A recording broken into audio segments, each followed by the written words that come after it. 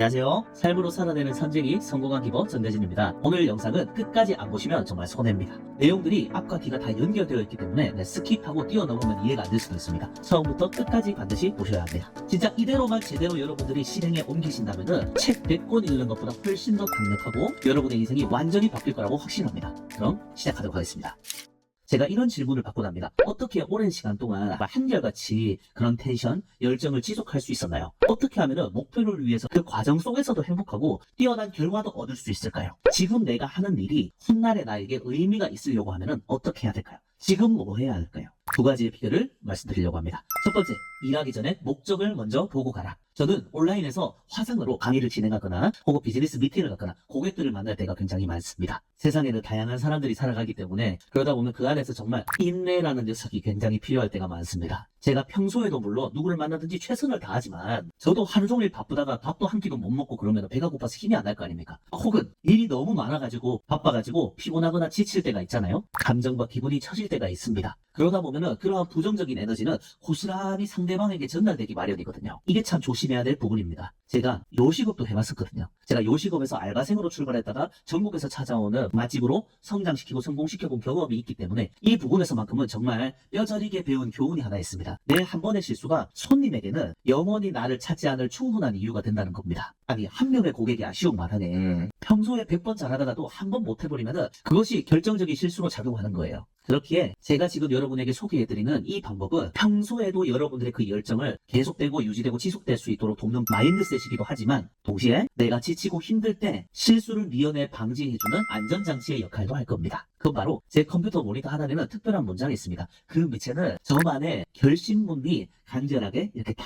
부착해뒀어요. 저는 누군가와 온라인으로 만나기 전에 항상 이 문구를 보고 시작하거든요. 만약 오프라인으로 만난다면 제가 늘 휴대하는 이 바인더에다가 그 결심문을 기록해두고 사람을 만나기 전에 그것을 보고 만납니다. 여러분, 실행이 답이다라는 책을 보면 자기 규정 효과라는 말이 등장하는데요. 나는 이런 사람이다 라고 스스로를 규정하게 되면 정말로 그런 사람이 된다는 겁니다. 왜냐? 정말로 그런 사람이 되도록 행동하니까요. 그 챕터의 소제목을 보면 더 넓게 규정하라, 더 큰 일을 하게 된다라고 되어 있습니다. 저는 20대 초반에는 전국을 다니며 꿈과 희망을 전하고 위로를 전하는 사람이 되고 싶다라고 스스로를 규정했어요. 그러자 그것을 이루게 됩니다. 또 20대 후반에는 저의 글과 강의를 통해서 수많은 사람들의 삶에 위로와 또 공감을 불러일으키는 베스트셀러 작가가 됐다라고 하니까 그것을 또 20대 후반, 딱 30살쯤에 이루었어요. 30살에는 아낌없이 주는 성공한 기버, 억대의 연봉의 1인 기업가 라고 스스로를 규정하니까 그것을 1년에서 2년 정도 만에 이루었어요. 나아가 현재는 90% 남주고 10%로 살아도 풍성한 삶을 누리는 성공한 기버의 모델, 그리고 나라를 살리는 글로벌 교육기업의 의장이 된다라고 저를 그렇게 규정했어요. 또 성공한 사람들의 의미 있는 성공을 돕는 영적, 정신적 멘토가 되고 리더들의 리더가 된다라고 저를 스스로를 저의 비전 선언문에다가 규정을 해놓았습니다. 여러분, 들어보시니까 어떠세요? 누군가는 그냥 비웃는 분들도 계실 거예요. 근데 저는 늘 그랬던 것 같아요. 다른 사람들이 안 된다고 하는 그 될까라고 했던 부분을 늘 이루면서 살았던 것 같아요. 여러분, 이러면요, 삶은 모든 순간이 다 스토리가 됩니다. 버려지는 시간이 하나도 없어요. 실수한 것마저도 후배들에게 이야기해줄 수 있는 글감이 되고 스토리가 되고 사례가 되고 간증의 재료가 되더라고요. 그래서 어려운 일이 닥치거나 힘든 일이 생기거나 문제가 닥치면 속으로 외치는 거죠. 아싸, 또 글감 생겼네. 아, 이거 나중에 책에다가 강의에 더 써먹어야지. 아, 이거 나중에 이러한 어려움을 똑같이 겪고 있는 사람들에게 도움을 줄 수 있는 하나의 사례가 되겠다, 스토리가 되겠다라고 말이죠. 두 번째, 일하는 중에도 목적을 항상 휴대하라 라는 겁니다. 저는 늘 휴대하는 바인더뿐만 아니라 제가 늘 팔에 차고 다니는 팔찌가 있어요. 이 팔찌 안에는 총 4가지의 문구가 적혀 있습니다. 이 문구는 열광하는 펜이라는 절판된 책이 있어요. 그 책을 읽다가 너무 감명을 받아서 제가 그 책의 내용을 보고 실제로 저만의 팔찌를 문구를 넣어서 맞춤 제작을 했거든요. 그 4가지의 문구를 소개하자면 이렇습니다. 첫 번째는 Decide what you want. 당신이 원하는 것을 결정하라는 것입니다. 내가 원하는 걸 결정하라는 거예요. 그 내가 원하는 것을 바로 나의 비전을 말합니다. 제 사명 선언문과 비전 선언문을 저는 항상 수시로 계속 봐요. 강의를 시작하기 전에나 강사 대기실에 있을 때나 혹은 강단에 오르기 직전에도 혹은 일하기 전에도 보고요. 고객과 미팅하기 전에도 봅니다. 심지어 화장실에서 볼일 보면서도 봐요. 그럼 저는 그걸 보면서 어떤 생각을 할까요? 그래, 나는 이걸 할 사람이지, 나는 이렇게 될 사람이지 하면서 계속 저 스스로를 그 사명과 비전에 어울리는 사람이 되기에 알맞은 선택과 말과 행동을 하도록 끊임없이 제 자신에게 이 가치를 주입합니다. 제가 군대를 전역하고 반수를 했던 시절, 지금은 더 유명해지셨는데 이지영 강사님이라는 분이 계십니다. 그분이 수업 중에 앤드류 카네기의 책에 나오는 한 문구를 소개해 주시더라고요. 그 문구는 이렇습니다. 젊은이여 그대의 이름을 가치 있게 하라. 그대가 함께 만나는 사람이, 그대가 그들과 함께 나누는 대화가, 그대가 보내는 1분 1초가 그대의 이름을 가치 있게 하는데 쓰이는지 항상 돌아보아라. 나의 이름을 가치 있게 만드는데 내가 살아가는 모든 순간이 가치 있게 쓰여지고 있는지를 항상 돌아보라는 거예요. 그래서 저는 사람을 만날 때도 기준이 명확했어요. 어떤 일을 할 때도 기준이 명확했어요. 아무리 외로워도 아무나 막 만나면 안 되는 거예요. 아무리 배고파도 아무거나 막 먹으면 안 되는 거예요. 그래서 항상 저의 삶을 더 성장시키고 영감을 주고 배울 점이 있는 사람을 만나려고 많이 노력했어요. 두 번째, 고객이 원하는 것을 발견하라. 네, 고객이 원하는 것이라면 고객의 비전을 의미합니다. 고객이 원하는 게 뭔지 알려면 뭘 해야 될까요? 경청을 해야 돼요. 경청은 의식적으로 관심을 가져야만 할 수 있습니다. 다시 말해 관심이 있든 없든 관심이 없더라도 의식적으로 들으려고 하는 게 포인트예요. 즉 경청에는 에너지가 듭니다. 지금은 제가 비서가 있으니까 비서를 통해서 진짜 받아야 할 연락들만 받을 수가 있게 됐지만 혼자서 일할 때는 시도 때도 없이 연락 오시는 분이 있어요. 어떤 경우에는 만나고 싶다고 해서 만났더니 진짜로 뭐 해야 할 대화는 하나도 못하고 1시간, 2시간 동안 학창시절의 짝꿍이 얘기, 대학생 때 차였던 얘기, 또 어떤 때는 저는 이미 이분하고 한 15분 정도 대화 나누니까 이분이 뭘 얘기하고자 하는지도 알겠고 뭘 필요한지도 알겠어요. 그 만남의 목적이 있잖아요. 그거에 대한 대화를 이제 하려고 하니까 4-5시간씩 막 걸리고 그랬어요. 제가 여기서 이 이야기를 한 이유는 새겨야 될 거를 이야기한 거예요. 고객이 원하는 것을 발견하기 위해서는 기본적으로 필요한 건 경청이라는 겁니다. 그 정도로 애를 썼다는 거예요. 그런데 제한된 나의 시간을 이렇게 분산시키는 건 분명 지혜로운 방법은 아닙니다. 그래서 첫 번째에서 말한 내가 원하는 것을 결정하는 게 그래서 이렇게 중요하다는 겁니다. 내가 원하는 것을 알 때 그것과 연관된 사람들을 내 고객으로 두고 그 고객들에게 열정을 다해서 경청하고 가치를 줄 수 있는 거죠. 세 번째가 하나를 더 전달하라.